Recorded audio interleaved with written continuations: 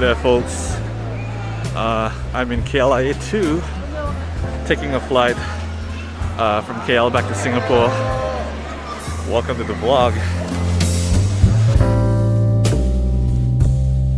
So a little bit about KLIA2. It's basically the main complex in KLIA that serves the low-cost carriers. It's a pretty good facility. It's way better than the old LCCT building that used to serve the low-cost carriers. The one downside is that if you're unlucky and you get a gate that's really far away, like I did today, then you're in for a really long walk. So in particular, the P and Q gates, they're on like the far end of the building. It takes a long walk to get there. But if you get one of the L gates, that's in the same building as the immigration and all that, so that'll be a lot less inconvenient.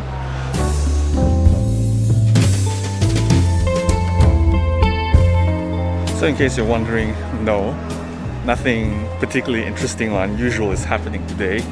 This is kind of a random vlog, but I do have two particular reasons that I wanted to do this random vlog. So reason number one is that I got a new camera implement. It is a lens add-on that kind of screws onto my kit lens of my camera. And what it does is, you may have noticed already, it gives me a way wider field of view. It didn't cost much money at all. Basically, it's a poor man's alternative to actually getting a wide-angle lens. Because my kit lens is a zoom lens to begin with this add-on, what I basically get is a wide-angle lens that also has some zoom capability. However, I expect it does come with its trade-offs in terms of image quality and everything, so I'm expecting to see some distortions and softening around the edges, but that's part of the purpose of this vlog. I want to see how well this thing does and how bad the quality trade-off is in order to get this nice wide-angle field of view.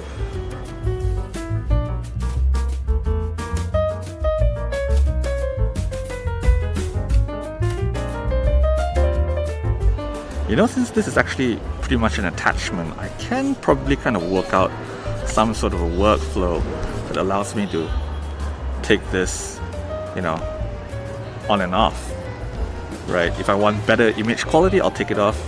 If I want to be able to zoom further with more telephoto, I'll take it off. And when I need more wider field of view, I'll just kind of screw it back on. It's kind of unwieldy to do that though, so I'll have to work that out. But for today, I think I'm just gonna leave it on and just like treat it as though it's just a wide-angle zoom lens and just see how the quality looks overall. So I'm just gonna leave it on.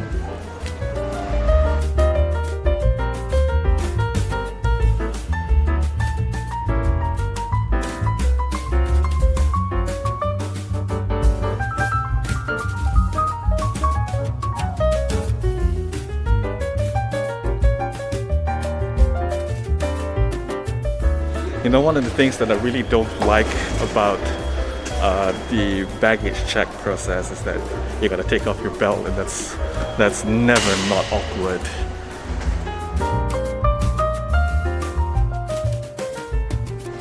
Anyway, let's talk about reason number two, and this is a bit of very good news, and that is that Japan finally has fully opened up to independent travelers, and that means that finally at the end of the year I will be making a trip to Japan.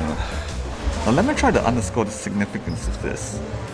Japan is pretty much the major contributor to my getting interested in cameras, and the main reason I ended up buying actual cameras as opposed to phone cameras is because I wanted to make better videos in Japan.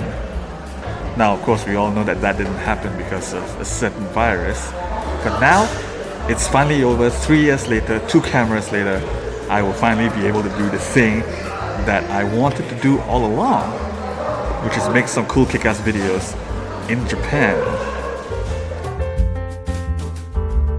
So the gate's not open yet, by the way, which is why there are a bunch of people waiting outside, so we'll give it a while. Anyway, I guess the point is that I would like to start getting back into the rhythm, the feel of things in terms of filming random stuff, making random vlogs, because that's also a kind of thing that I want to do in Japan, random vlogs of daily life, living in the outskirts of Tokyo.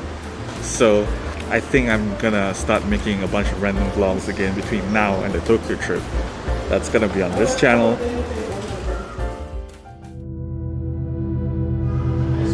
So they're waiting, they're starting the queue to get into the gate now.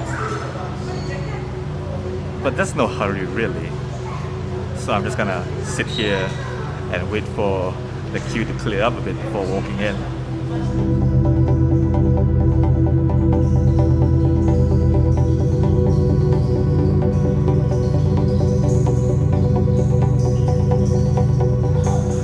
Doesn't look like our plane is here yet.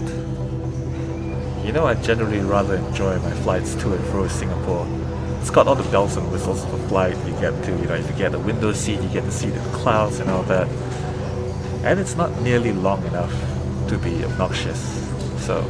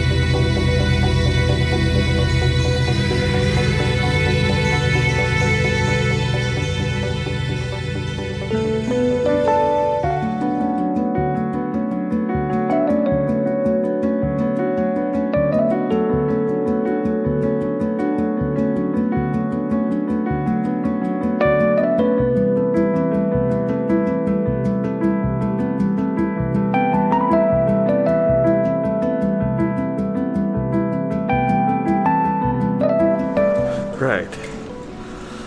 Pretty good flight.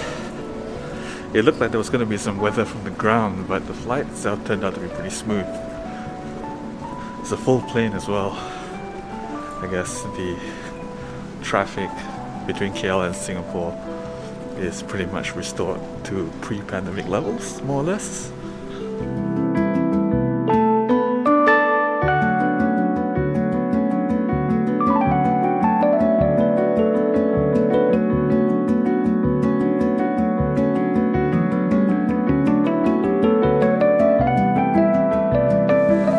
Also notably, this is Terminal 4, which was closed down during the pandemic and I think just recently opened like a couple of weeks ago.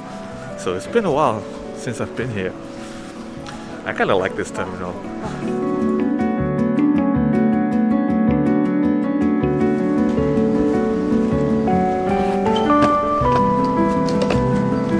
So these kinetic art contraptions are kind of signature to Changi Airport, although these don't seem to be moving at the moment.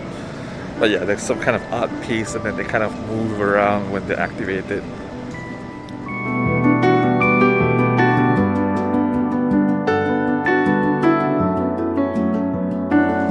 And we're out. Pretty hassle-free nowadays, pretty much pre-pandemic levels already, except for the fact that even Singaporeans and residents have to fill in the arrival card nowadays, but otherwise the procedures are pretty much pre-pandemic levels already. So, welcome to Singapore, I suppose.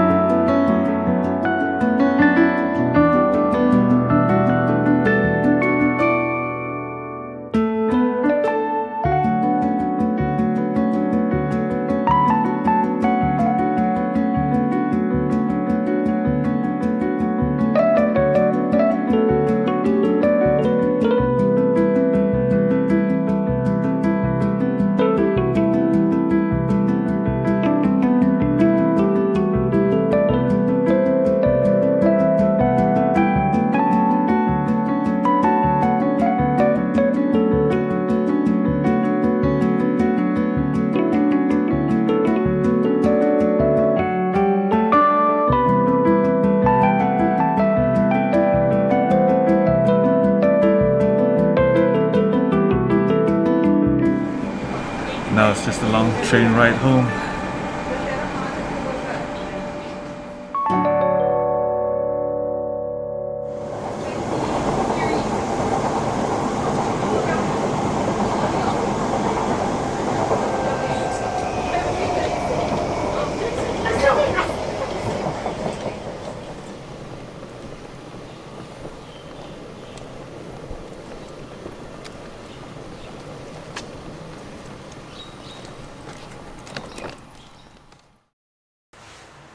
And we are back. And the only reason this vlog isn't over yet is because I actually am interested to see what a wide angle shot of my shitty room looks like. Unremarkable. So ends this very random vlog, and in all likelihood there will be a number more random vlogs coming up in the days leading up to the Japan trip, if I manage to keep my motivation up. So I'll be seeing you a couple more times.